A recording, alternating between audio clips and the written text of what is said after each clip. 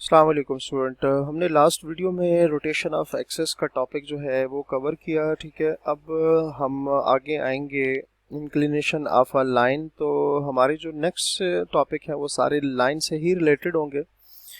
ठीक है, तो उसमें जो सबसे पहले हम डिस्कस करने जा रहे हैं ना, वो है हमारे पास इंक्लिनेशन ऑफ अ लाइन कि किसी लाइन के इंक्लिनेशन से क्या मतलब होगा। तो टॉपिक है हमारे पास inclination of a line। ठीक है, अच्छा जी, द एंगल, सबसे पहले the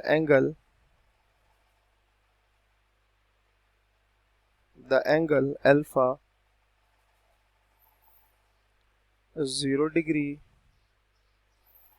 end 180 degrees measured counterclockwise counterclockwise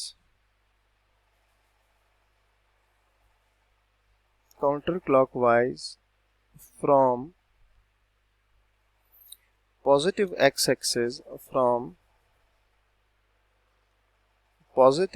x-axis to a non-horizontal straight line non-horizontal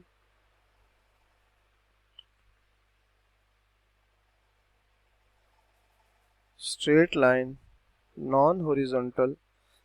line L is called the inclination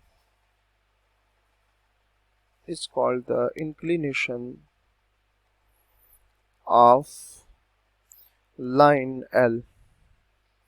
अच्छा, क्या है जी डेफिनेशन? द एंगल अल्फा एक ऐसा एंगल जो 0 और 180 के दरमियान लाई करता है। 0 भी नहीं हो सकता, 180 भी नहीं हो सकता। ठीक है, ये एंगल क्या हो गया? एक ऐसा एंगल जो 0 और 180 के दरमियान लाई करता है और ये काउंटर क्लॉकवाइज डायरेक्शन में होगा फ्रॉम पॉजिटिव एक्स एक्सिस कहाँ तक?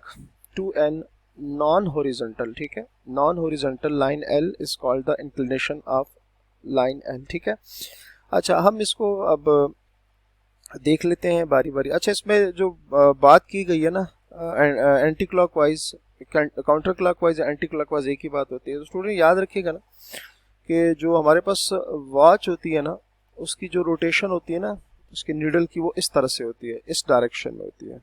ये हमारे पास होता है क्लॉकवाइज डायरेक्शन। ये कौन सी डायरेक्शन होती है? क्लॉकवाइज। तो ये हमारे पास आ गई है ये क्लॉकवाइज डायरेक्शन। अच्छा, अब आते हैं जी एंटी क्लॉकवाइज। इसका ऑपोजिट जो होगा एंटी क्लॉकवाइज, या उसको कहते हैं काउंटर क्लॉकवाइज।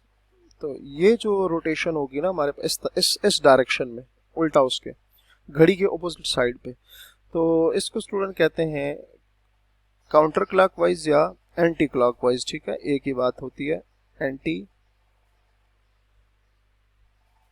क्लॉकवाइज। ठीक है, अच्छा इसमें एक और वर्ड यूज किया गया है, नॉन हॉरिजॉन्टल। हॉरिजॉन्टल आपको स्टूडेंट पता है ना, हॉरिजॉन्टल लाइन जो होती है वो ये आपके पास हॉरिजॉन्टल लाइन होती है।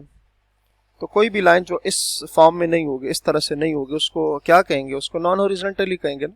उसको क्या कहेंगे? नॉन हॉरिजॉन्टल ही उसको कहेंगे। अच्छा जी, अब नेक्स्ट जी आ जाते हैं इस पे।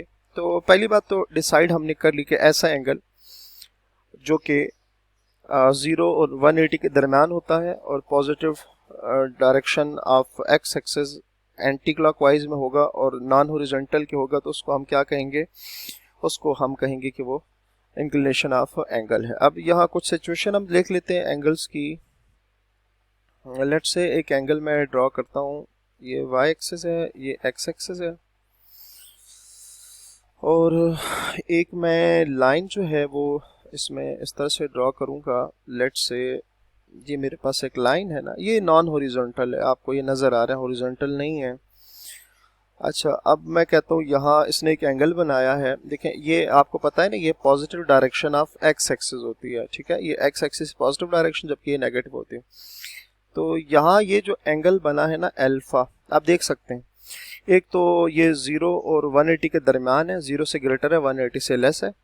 दूसरी बात कि ये positive direction of x axis में है, और फिर ये नॉन हॉरिजॉन्टल लाइन के साथ है। तो यहाँ जो अल्फा बना हुआ है ना स्टूडेंट, हम इस अल्फा को क्या बोलेंगे, इस केस में ये जो अल्फा है ये हमारा क्या होगा, इंक्लिनेशन।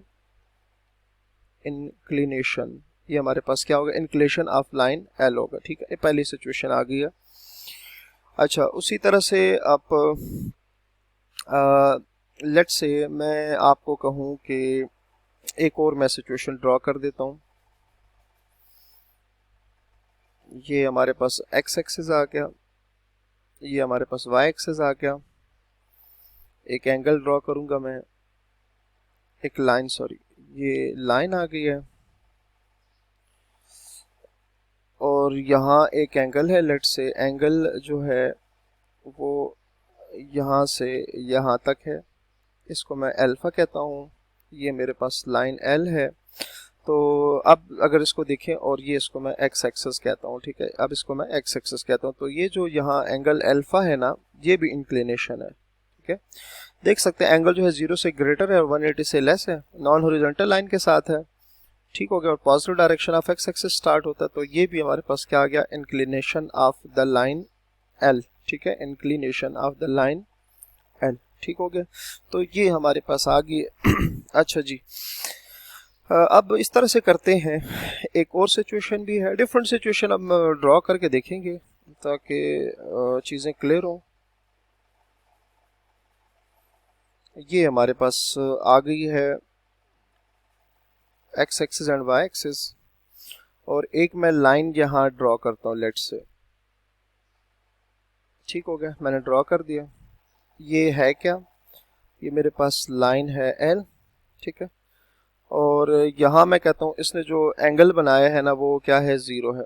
आप देख सकते हैं ना, तो इसका मतलब ये हुआ कि जो लाइन अगर वो हॉरिजॉन्टल आ जाए तो उस केस में उसका इंक्लिनेशन क्या होगा, 0 होगा। ठीक है, उसका इंक्लिनेशन क्या होगा, 0 होगा।